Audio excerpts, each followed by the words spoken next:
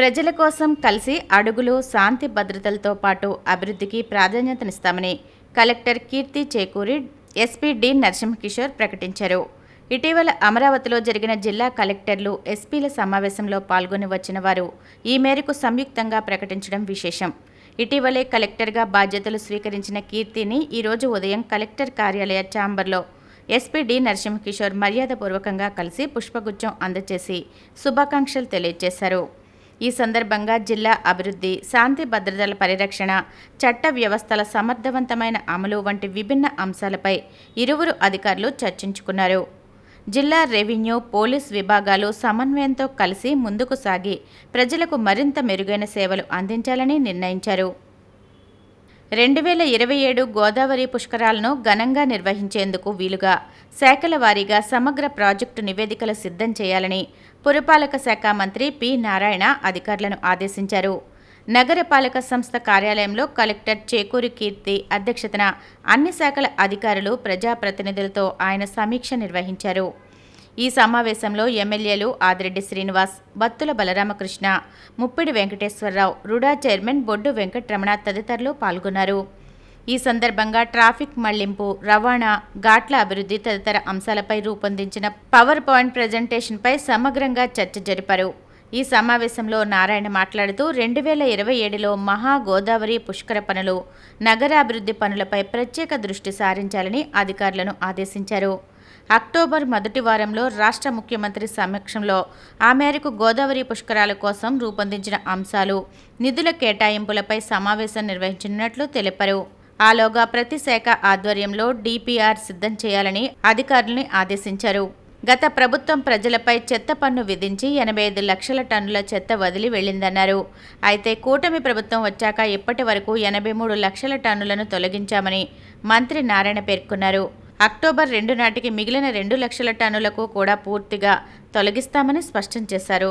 2014-2019 మధ్య పేదల సొంతింటికల నెరవేర్చేందుకు 7 లక్షల టిడ్కో ఇళ్లు మంజూరు చేసినప్పటికీ గత ప్రభుత్వం వాటిని 2.61 లక్షలకు తగ్గించడంతో పాటు గృహాలను నిర్వీర్యం చేసిందని దుయ్యబడ్డారు.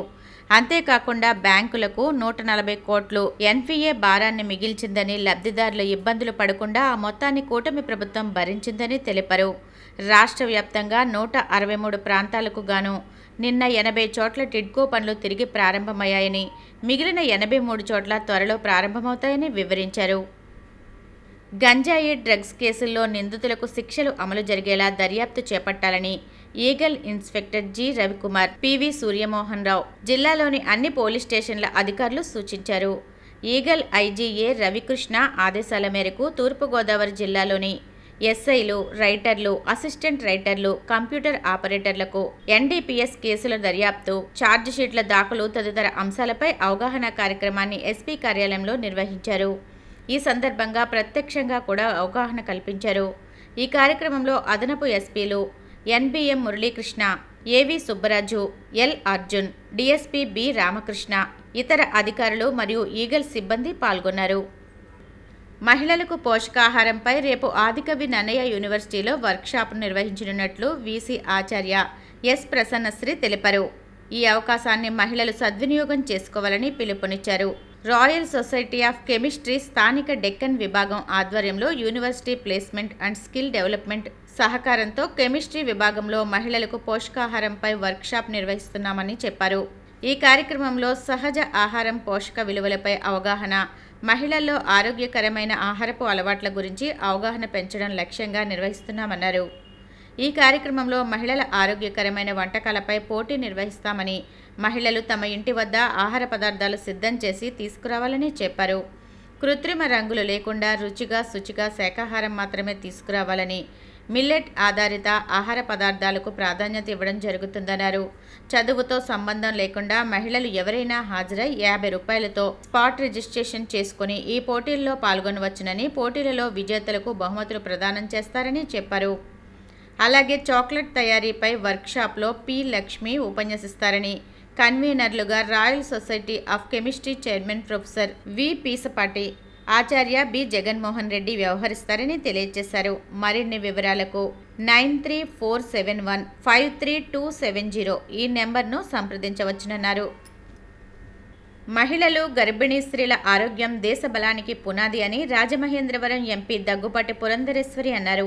జిల్లా స్థాయి స్వస్థ నారీ సశక్తి పరివార్ అభియాన్ జిల్లా స్థాయి కార్యక్రమాన్ని బుధవారం ధవళేశ్వరం ప్రాథమిక ఆరోగ్య కేంద్రంలో ఆమె జిల్లా కలెక్టర్ కీర్తి చేకూరి, ఎమ్మెల్సీ సోము వీర్రాజు, ఎమ్మెల్యే నల్లమిల్లి రామకృష్ణారెడ్డిలతో కలిసి ప్రారంభించారు.